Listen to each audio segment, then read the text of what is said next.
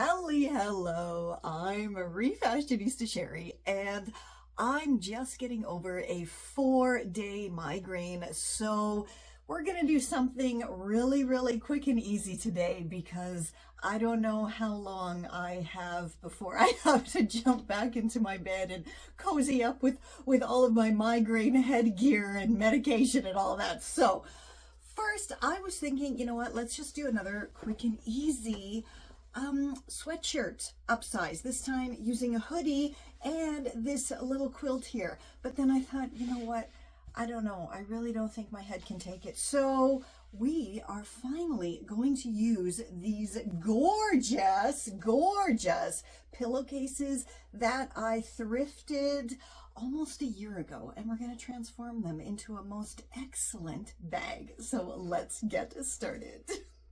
Alrighty, we have to go into my little storage here and get my collection of fabric belts. But you know what else? I think we should also maybe look through my collection of just regular belts for refashioning and see which we're going to use for a strap.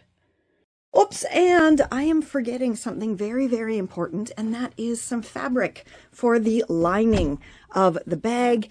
And here's my stash of thrifted vintage fabrics that I rarely use, and I actually should use more. But this is cows, right? I don't think I'm going to be making any garments from cow fabric, so let's use this for the lining. Pop back over to the table. Okay, I think we finally got everything. We have the pillowcases, lining fabric, and something for the straps.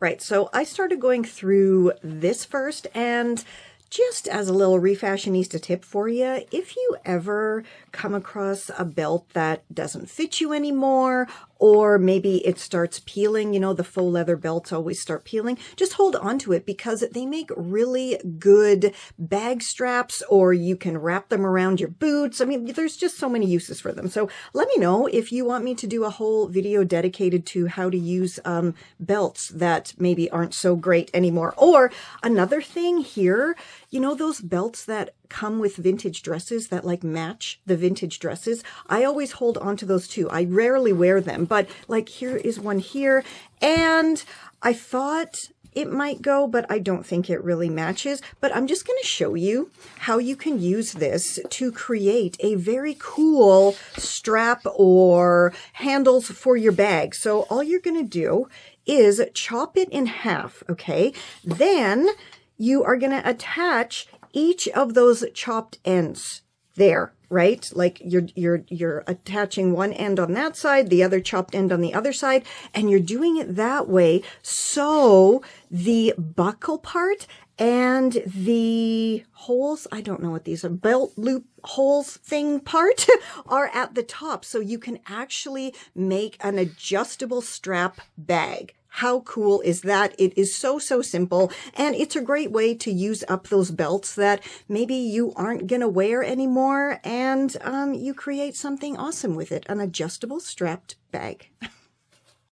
Okay, so we know now we're going to use one of these fabric belts, and these are not just fabric belts. They're also the chopped waist ties. You know, on like a lot of empire dresses, they have these little waist ties. I don't like them, so I always just chop them off.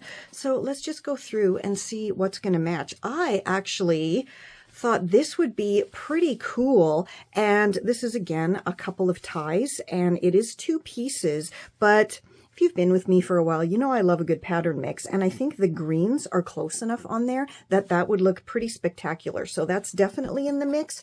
And as I'm looking through this again, oh look, here's another fabric belt from a vintage dress. And I thought maybe this one as well, because this is green, right?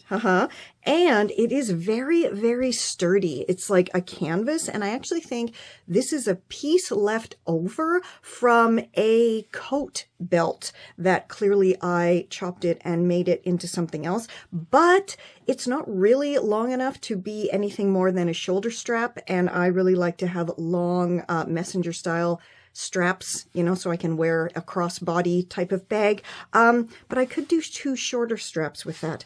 I don't know. I think we'll have to do a poll, and I'll ask you guys which which one should I use? That's blue. That's not going to work. And, oh, that's another really sturdy one. But that's more like a ribbon. Yeah, let's go do the poll and we'll see which ones you guys chose. So as I said at the beginning, I thrifted these pillowcases quite a while ago, and they've just been sitting in my stash, and I really wasn't sure what I wanted to do with them. It's got like, they're really not comfortable for pillowcases because this gold thread here is very, very puffy but scratchy at the same time, and I don't think you'd really want to have any part of your body touching it. It's really unpleasant, actually. And of course, they are quite vintage, so there's some rips and some stains on the back part here, but I don't care because I figured let's make them into a tote bag and then everything's sorted. And it's quite sturdy fabric, so I think it will make a perfect tote bag for doing errands and shopping. All right, now, like I said, this, you can see, I mean, it's broken here, it's torn and ripped here. So let's just rip it some more and take this off completely. Wow, that's coming off very, very easy. And I always think, you know, you can tell how vintage and handmade something is by how easily you can literally just tear through the seams, which is a good thing in this case because spending time with a seam ripper is time consuming and boring. And as I said, I'm trying to shoot this and edit it and get it all online all in one day because migraines kind of take you out and make you late. So this week's tutorial for Friday is actually being filmed right now on this Friday. So fingers crossed I'm going to be able to get all the behind the scenes stuff done and get it posted for you today. Okay, so there's one. Now I'm going to do the other one. All right, both of the back parts are removed, but the zippers are fine, and this fabric is actually pretty sturdy, so I'm going to remove the zippers from the fabric. Everything's going to get put away nicely in my stash, and then I will have some zippers and some extra scrap fabric for future use. So interestingly, these vintage pillowcases have kind of like a foam lining all the way around the outside edge, and a kind of net lining on the interior, which is interesting. I'm not sure why that is. Perhaps because it has this piping detail around the outside, and maybe this helps to keep it in place, but it definitely makes it a lot sturdier. But I still need a lining, so let's create the lining. On to making the lining now, and if I can figure out how to do this, anybody can. It is so super simple, and here is the easiest way I have found to make linings for tote bags. So you need a piece of fabric that, when it's folded in half pretty evenly, it can easily create the perfect lining on both sides, front, back, for the interior of your tote bag. And then you simply lay out, there we go, your template fabric. That's going to be the exterior fabric for your tote bag, and leave yourself some seam allowance on either side, and simply cut here and then cut here. And you know what? This bottom edge is already done, right? Because it's folded, so you don't have to worry about splitting seams or stitching it or anything like that, because it's folded and it's super sturdy because it's folded fabric. All right. So clearly I want the cows to be facing outward, so I'm going to fold it in half again here with the right sides facing. And then I'm simply going to stitch this side and this side, leaving the top part open. Okay, just in case we hear any background noises, Mr. Skelly has joined us here on our shooting time. So hopefully he's just going to lay down on his lovely new bed. Maybe not. And then I can get this video shot. Hey, buddy. Hello, my buddy. My good boy. All right, this is all stitched together, and the good thing about making liners is you really don't have to trim off these little threads or anything. I actually just give them an extra knot, and then we're gonna flip our liner fabric right side out and poke out the corners. If your corners are a little bit tough to poke out, use a chopstick, a toothpick, whatever the heck you have on hand that isn't going to poke through the fabric. But look, how nice does that look? That is pretty perfect. And now let's just do a little bit of a measure here. It is, look at that. It is absolutely perfect. And oh, I just wanted to show you as well here on the top, I did fold over that raw edge and stitched it down just so we don't have any fraying fabric whatsoever. And if we do, it's all going to be hidden inside the bag. So who cares anyway? So because these pillowcases have all of this interior stuff going on, I'm going to see if I can put them together with the right sides facing and line up this decorative piping and then stitch all of this interior stuff together from the one side down across the bottom, back up the other side, of course, leaving the top part open so I can add my lining and my straps. But fingers crossed that this is going to work. If you don't have all of this kind of stuff going on with your fabric, you can just simply put it with right sides together and stitch it together. But I got to be a little bit more careful because I got some stuff going on with this funky vintage fabric here. Alrighty, this is all very carefully stitched together. So let's flip it right side out and see what we got. Just like we did with the lining, we're gonna poke out, oh look, cute, poke out those little corners. And, oh, and that came out really good too.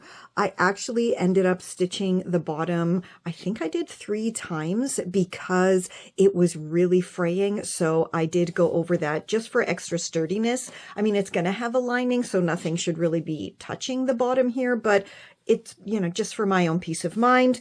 And yeah, perfect. Look, the top actually is going to look amazing too with the little tassel-y things here. I did end up stitching the fraying ends of the tassels inside just because I think that looks way cuter just to have almost like little pom-poms there on each corner.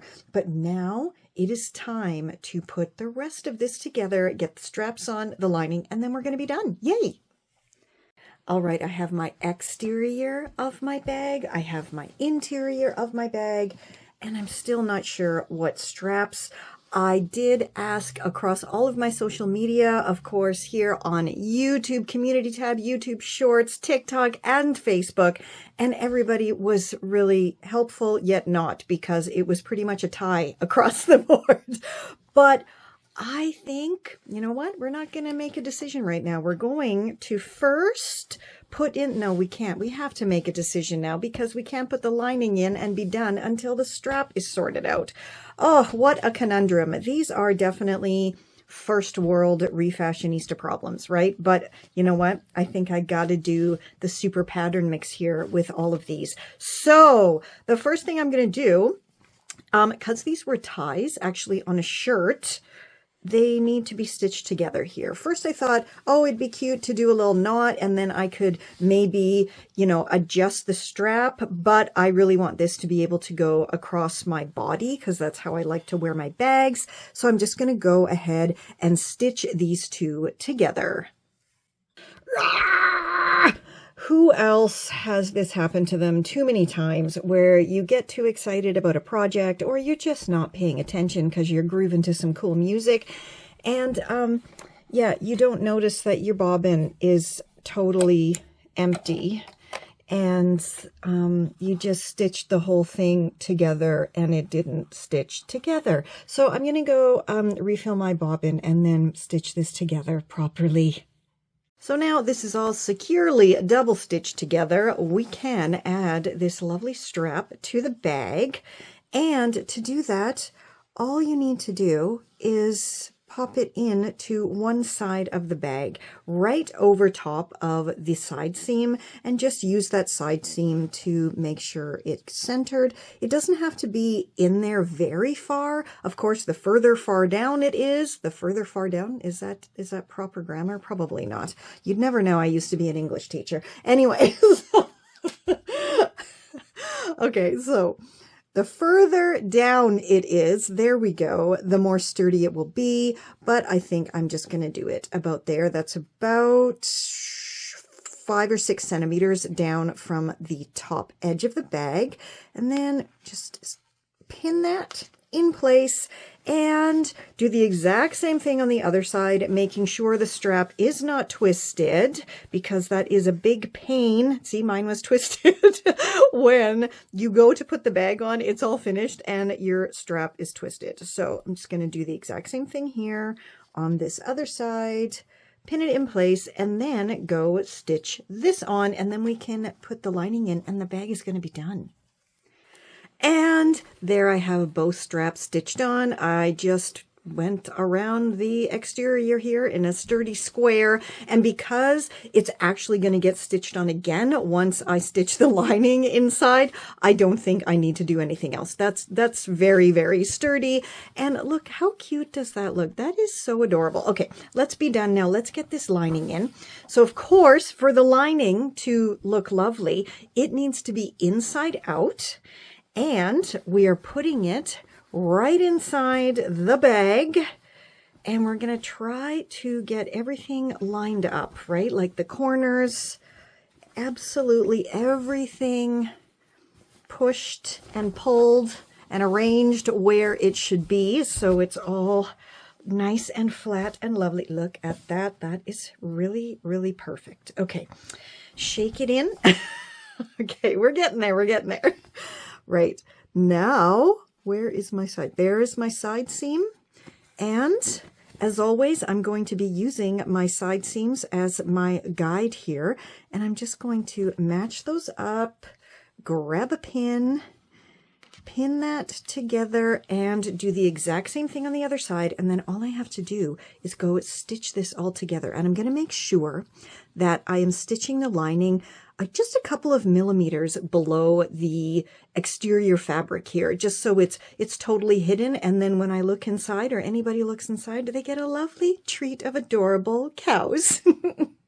So once you have everything pinned in place, here's a really quick and easy Refashionista tip here, and just flip it all inside out, and it just makes it a lot easier to stitch everything together, because you just slide that on your machine and go all the way around.